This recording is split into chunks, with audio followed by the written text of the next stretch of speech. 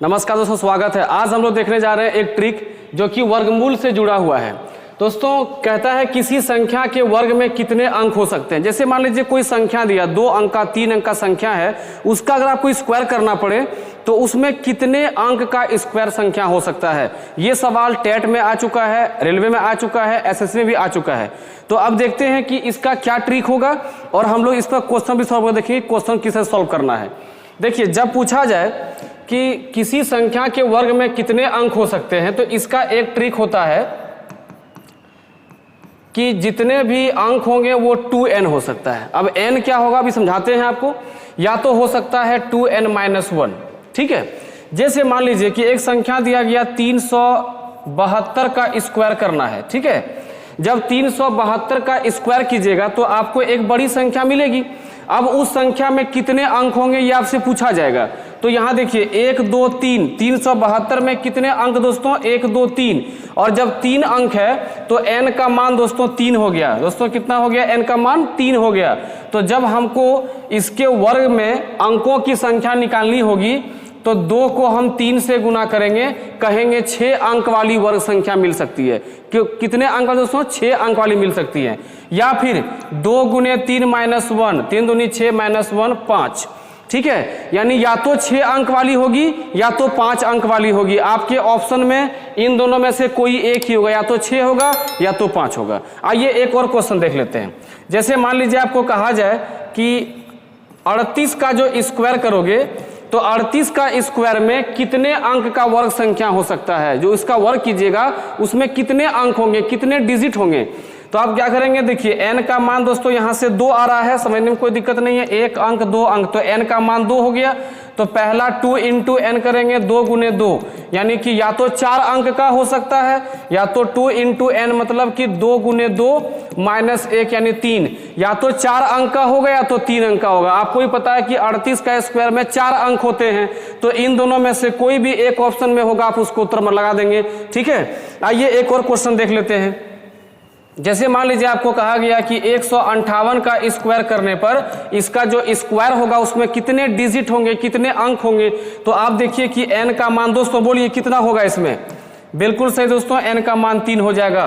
तो 2 × n यानी कि 2 गुने 3, इसका मतलब कि 6 अंक का होगा। या तो 2n-1 मतलब 2 गुने 3, 6 -1 5 अंक का होगा। तो इस तरह से आप क्वेश्चन को सॉल्व कर सकते हैं और इस क्वेश्चन को आराम से आप जो है आंसर बता सकते हैं। आइए हम लोग देखते हैं अगला पॉइंट कि अगर यदि कोई स्क्वायर नंबर दिया हुआ है। अगला देखिए क्वेश्चन क्या पूछता है, एक बड़ा सा स्क्वायर नंबर देगा। अब कहता है कि इसका आप स्क्वायर रूट निकालिए, मैंने वर्गमूल निकालिए। और वर्गमूल जो निकलेगा तो जिसका वर्गमूल होगा वो कितने अंक वाला होगा, यानी उल्टा क्वेश्चन देगा। देखिए जैसे कैसा क्वेश्चन देगा, किसी संख्या के वर्गमूल में कितने अंक हो सकते हैं। इसका देखिए फॉर्मूला क्या होता है। इसका जो दोस्तों ट्रिक होता है वो होता है n/2 या तो होता है n+1/2। ध्यान दीजिएगा, या तो n/2 या दोस्तों होता है n+1/2। ध्यान दीजिएगा, उसमें हम लोग 2n-1 किए थे और यहाँ n+1/2 कर रहे हैं। तो पहला दोस्तों होगा n/2 और फिर दोस्तों होगा n+1/2 होगा। आइए देखते हैं इस पे क्वेश्चन। दोस्तों ये जो संख्या है देखिए, यह एक स्क्वायर नंबर है। कहता है कि इसका जब वर्गमूल निकालिएगा, इसका जब स्क्वायर रूट निकालिएगा तो वर्गमूल निकालने पर उस संख्या में कितने अंक होंगे। ये सवाल बहुत बेहतरीन क्वेश्चन है, बहुत बड़ा संख्या दिया था, आपको डरने काम नहीं है। तो ये करना क्या है, पहले आपको n निकालना है। कितने n होंगे, 3 3 6 3 9 3 12। तो n का मान दोस्तों 12 हो गया। तो पहले फॉर्मूला से 12/2 यानी 6 हो सकता है। दूसरे फॉर्मूला से 12 + 1 13/2 हो सकता है। तो आप सोचिए, क्या किसी संख्या में 6.5 गो अंक होता है क्या भाई? 6.5 अंक होता है? कभी नहीं होता है। इसका मतलब दोस्तों हमारा ऑप्शन में 6 दिखना चाहिए। देखिए हमारा ऑप्शन में सी नंबर में ही 6 है। आराम से क्वेश्चन को सॉल्व कर सकते हैं। तो आप समझिएगा कि वर्गमूल निकालने के बाद आप उसके संख्या के अंकों का नंबर बता रहे हैं तो उसका फॉर्मूला होगा दोस्तों n/2 या तो n+1/2। एक और क्वेश्चन देख लेते हैं।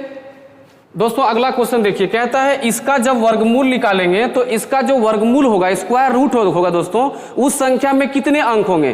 क्या ट्रिक बताया है, सबसे पहले आप n गिनिए। 3 3 6 2 8, 8 हो गया, यानी n का मान दोस्तों 8 हो गया। अब इस पे लगा दीजिए, 8 का 2 करेंगे तो दोस्तों कितना होगा, 4।